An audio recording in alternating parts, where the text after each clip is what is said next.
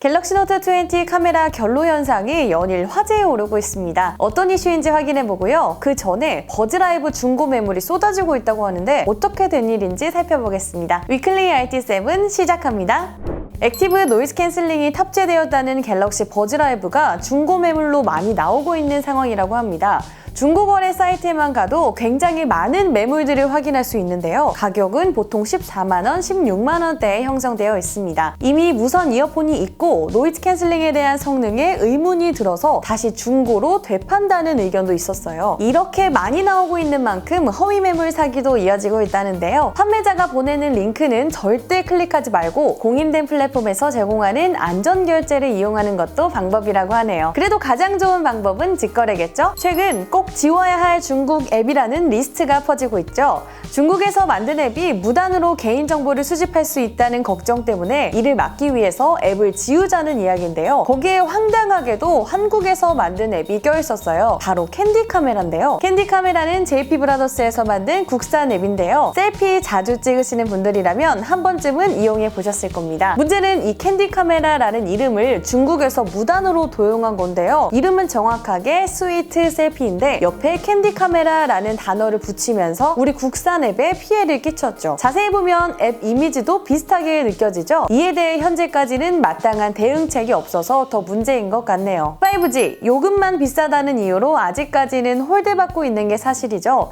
그런데 5G가 제 짝을 만난 것 같습니다. 바로 5G 스트리밍 게임인데요. 게임 플랫폼 회사의 서버에 접속해서 실시간으로 조작하기 때문에 딜레이가 생기면 안 되잖아요. 배그하다가 버벅거려서 뚝배기 깨지면 그것만큼 억울한 것도 없겠죠. 그래서 이 5G 환경에서 스트리밍 게임을 하게 되면 이 딜레이에 대한 걱정이 줄어들 것이라는 거죠. 이미 SKT, KT, LG가 스트리밍 게임 플랫폼들을 하나씩 공개하고 있는 가운데 애플은 깜깜무소식이에요. 내부 정책상 스트리밍 되는 게임을 하나하나 다 심사를 받아야 한다는 게 애플의 입장인데요. 게임 회사와 관련 기업들은 당연히 반발을 하고 있습니다. 실제로 애플은 이미 애플 아케이드라는 게임 플랫폼이 있어서 스트리밍 게임 시장에 뛰어들지 않을 수도 있다는 생각이 드네요. 올해 상반기 스마트폰 한국 판매 1위가 아이폰 11이었다는 조사 결과가 나왔습니다. 이어서 2위가 갤럭시 A90 5G 그리고 갤럭시 S20 울트라, S20 일반 모델이 그 뒤를 이었는데요. 그렇다면 왜 아이폰 11이 1위가 된 걸까? 아무래도 가격 차이일 것 같다는 게 전문가들의 분석입니다. 코로나 때문에 소비 심리가 위축된 상태에서 좀 더 저렴하고 가성비 있는 폰을 찾게 된다는 건데요. 실제로 갤럭시 A50, 아이폰 SE, 갤럭시 A30 등 중저가 폰들이 10위 안에 들어가 있었습니다. 저렴한 게 대세였던 거죠. LG와 애플도 중저가 폰을 계속 준비하고 있는 만큼 한동안 가성비 폰에 대한 수요는 줄어들지 않을 것 같네요. 맥루머스, 폰 아레나 등의 IT 전문 외신들이 IT 유튜버 존 프로서를 인용해 아이폰 12 시리즈가 10월 중순쯤에 발표될 것이라고 전했습니다.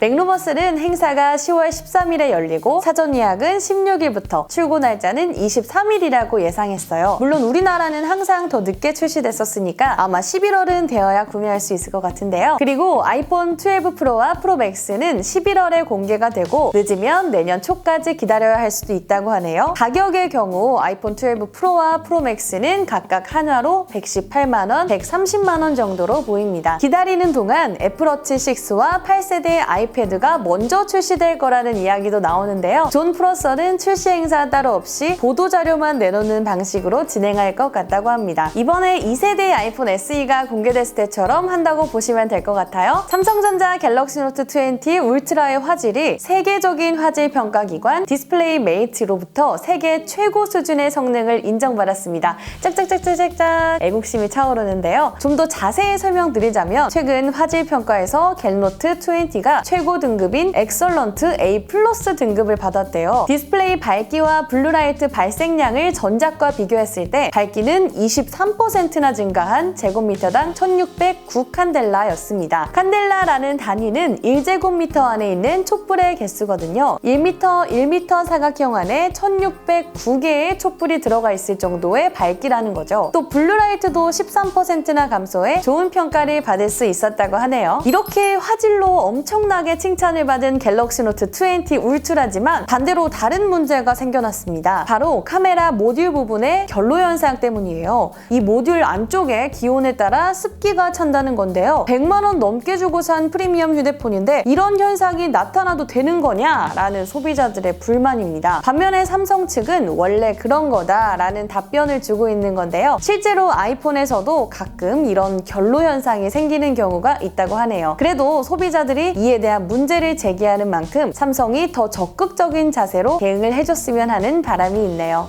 한 주간의 IT 소식 전달해드리는 위클리 IT 7. 다음 주에 더 새로운 소식들로 찾아뵐게요. 그럼 안녕!